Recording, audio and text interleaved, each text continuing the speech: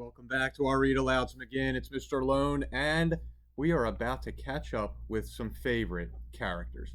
Uh, there's been a few of these titles by Adam Rubin through the years, and the darn squirrels, as you might remember them, are about to fly south. We're going to see what happens when they head to warmer weather. So here is Those Darn Squirrels Fly South.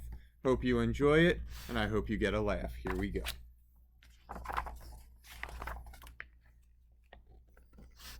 Old Man Fookwire lived at the edge of town in a beautiful forest full of birds and squirrels. But he was such a grump. He scolded fireflies for being too bright. He yelled at clouds for being too fluffy. And when the lilacs bloomed, he pinched his nose with a clothespin so he wouldn't have to smell their scent. Even for a grump like Fookwire, it had been a glorious summer. He'd spent most of his time painting the colorful birds that visited his backyard. Sometimes, by accident, he painted a squirrel. Other times, the squirrels painted themselves. Then Fookwire would shake his old man fist and shout, "You darn squirrels!" But now it was fall. The weather had turned crisp, the leaves had changed colors, and soon the birds would fly south for the winter.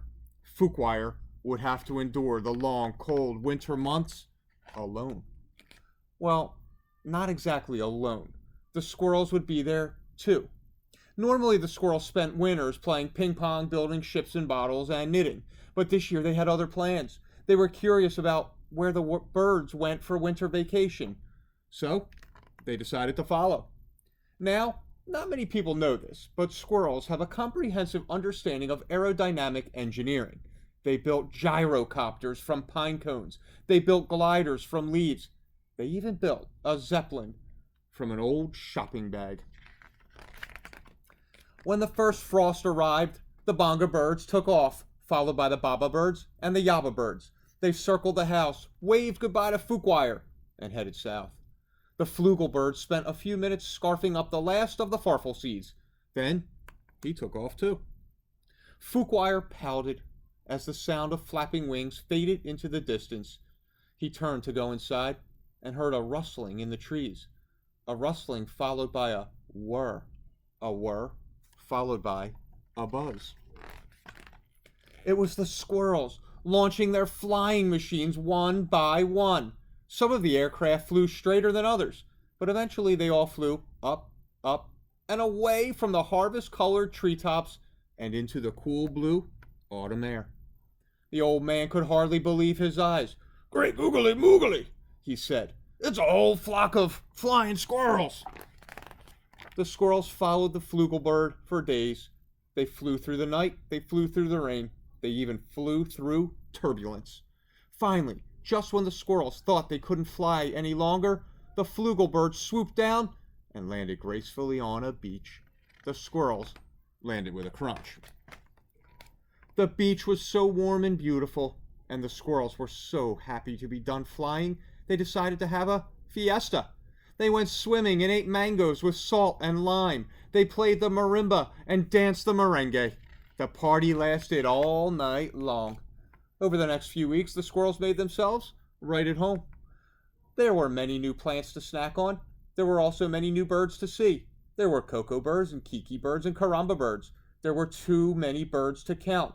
One of the birds reminded the squirrels of someone they knew. Deep in the snowy woods, a strange noise woke Old Man Fookwire from his nap. It was coming from the telephone. He was getting a call. When he picked up the receiver, the operator asked if he would accept the charges for a long-distance call from the village of Santa Vaca. Then there was a chattering on the line. "It's darn squirrels!" shouted Fookwire. The old man missed the birds, and even though he would never admit it, he missed the squirrels too. So he decided to join them.